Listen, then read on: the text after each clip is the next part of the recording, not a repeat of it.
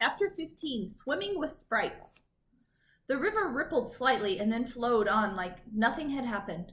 The world was quiet, traitorously calm. Goldie had just been taken by a sprite. My mind raced for a rescue plan, but fear flooded all reason. "Come with me," said another sprite, reaching for me. "Don't be afraid. What do you wish for?"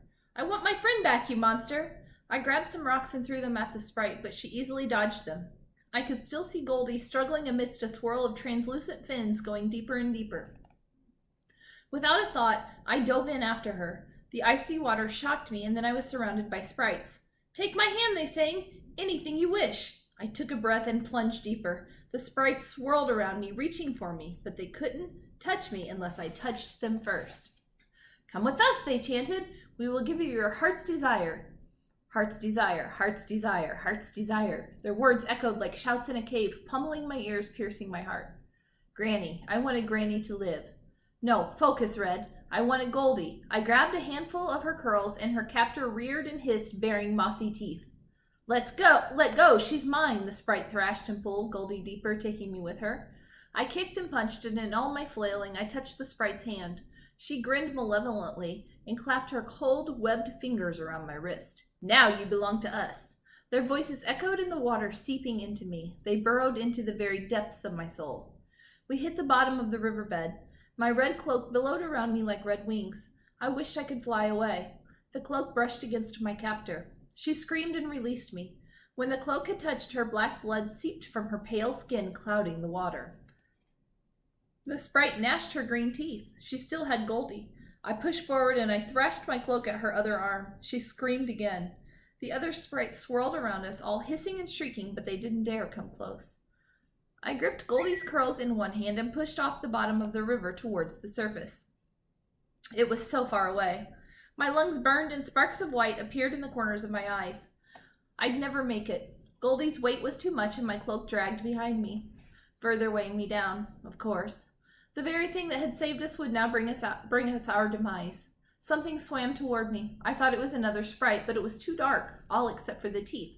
Long white fangs in jaws stretched wide to catch me. Wolf. I reached for him, and he grabbed me by the cloak, pulling Goldie and me to the surface. I gasped for air and held tight to Wolf until I felt earth beneath my feet. I dragged Goldie out of the water and collapsed next to her in the muddy grass. I took deep, ragged breaths, coughing up water. But Goldie didn't move. Her eyes were closed, her lips were blue, and her curls were limp and lifeless, plastered to her pale face. "Goldie?"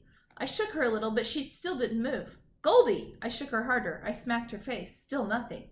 Wolf nudged Goldie's shoulder and whined. "Drowning," he said. But she's out of the water," I said. Wolf pushed his paw at her back. "Drowning. Inside. Drowning."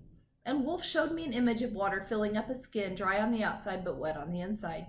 I understood. Yes, Goldie's lungs were filling with water. I rolled her onto her side and walloped her on the back. Nothing happened. "More," said the wolf. So I hit her again, harder this time, then harder again, until Goldie coughed and vomited muddy river water. I brushed back her wet curls as she gasped for air. She started to cry. I let out the breath I'd been holding. "It's okay, Goldie. You're safe now." Goldie cried and coughed and breathed. When she sat up, I noticed a cut on her arm. She must have scraped it against a rock. I pressed my cloak over it to cut the bleeding, while Goldie continued to cry until she caught her breath a little. "I thought they'd fix things between Mummy and me," she said. "They promised they could make her love me again." "That's what sprites do," I said. "They lie to make you believe they can grant your heart's desire, and then they drag you down and feed on your wishes." "But they were so beautiful," she said, "and their voices made me feel safe and warm." "Yes," I said. "I guess that means beautiful and good are not the same." I removed my cloak from Goldie's arm and inspected her cut. It wasn't too deep. It would heal quickly. "Then, how am I supposed to know who's good?" Goldie asked. "How can I trust anyone?" How was I to answer such a question? It's true, you can't tell just by looking at someone. You can't always tell by talking to them, and sometimes even the things they don't do speak to their character, because you don't know why they're doing them. "You can't really ever know," I said. "I guess you have to take risks." "You saved me from the sprites," said Goldie. "You could have died saving me, even when I was so mean to you before." "I was even meaner to you before that," I said. "You just don't remember." What did you do? She said. I made you go away, I said. I wouldn't let you come with me even though you just wanted to help. Well, that's rude, said Goldie. She sounded a little more like herself. It was, I said, but that didn't stop you from saving my life the very next day. I lifted the sleeve off my arm and showed her the cut from the bear. A bear nearly killed me when I tried to get some honey from a honey hive, but you saved me. You must have gotten 50 bee stings to save me. Is that why you saved me from the sprite? Because I saved you first? I saved you from the same reason you saved me, because we're friends, even though you don't remember. Goldie placed her scratched arm next to mine. 2 wounds from 2 friends, saving each other. I should like to remember, she said. Me too, I said. Goldie smiled slyly and then yelped as she noticed Wolf. He stood just a few feet away. I could feel his slight fear of Goldie. It made sense, I suppose. When people are afraid of you, it makes you afraid of them, and it's the fear that makes you both dangerous. I suddenly heard Granny's voice in my head.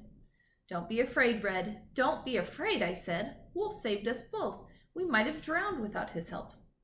Oh, said Goldie, letting out her breath. Well, then I suppose I ought to thank him too. She cleared her throat. Thank you, Mr. Wolf. Wolf dipped his head in acknowledgement, and then he limped toward me, keeping one of his paws entirely off the ground. You're hurt. I ran to Wolf and inspected him. I couldn't see a wound, but when I touched his leg, he growled a little, then whimpered. I winced as I felt a wave of pain rush through me. I don't think it's broken, I said. Maybe just sprained. He wouldn't be much good for traveling today, and Goldie and I were soaking wet. Now that all the excitement had worn off, we started to shiver. I looked around for the fire we had built and the rabbit that was surely roasted by now, only to realize that they were on the other side of the river. I could see the smoke from the fire rising above the trees.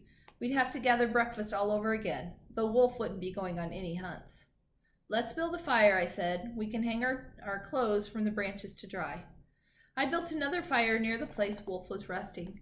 We took off our sopping clothes down to our underthings and hung them on a tree.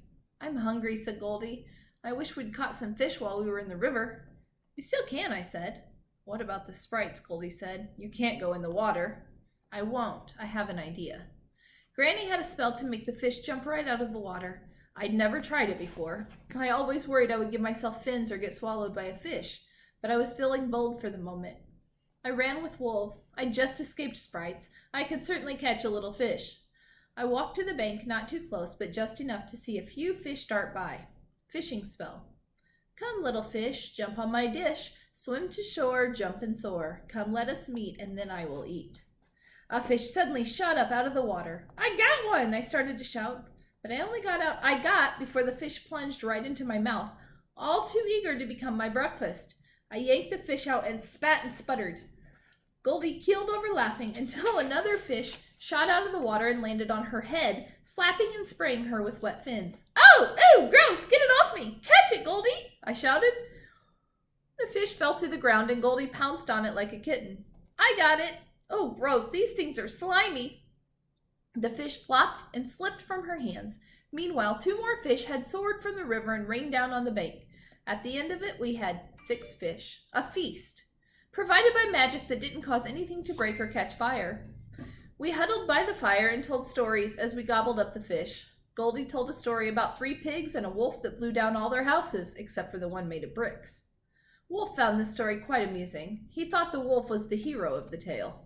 Pigs are delicious, he said. I know, I said. You've been eating Granny's, just like the wolf in the story. No, said Wolf. It's all right, I don't blame you, I said. We eat them too.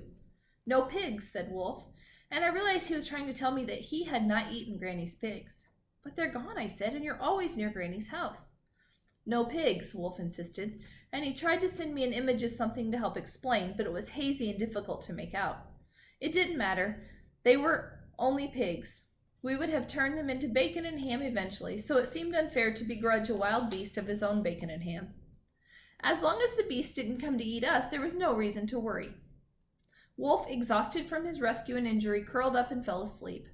I went to see if our clothes were dry, and a movement across the river caught my eye. I shielded my eyes from the sun, and the blood drained from my face. Horst, the huntsman, was walking slowly through the trees, carefully tracking Wolf's paw prints and his bow at the ready. He tracked the prints right up to the edge of the bank and then gazed across the river. I ducked quickly out of sight. I tried not to panic. I didn't think Horst had seen me. He was further upstream, and anyway, he was on the other side of the river.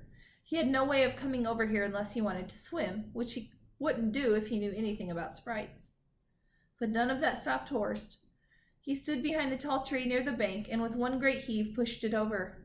The tree groaned and fell straight across the river with a crash, creating a bridge over the water. My jaw dropped. I never would have guessed Horst had the strength for such a thing. Clearly I had underestimated him. Was Wolf in more danger than I thought? He most certainly was at the moment. Horst stepped onto the fallen log and slowly yet determinedly started walking across the river. It just gets better all the time, guys.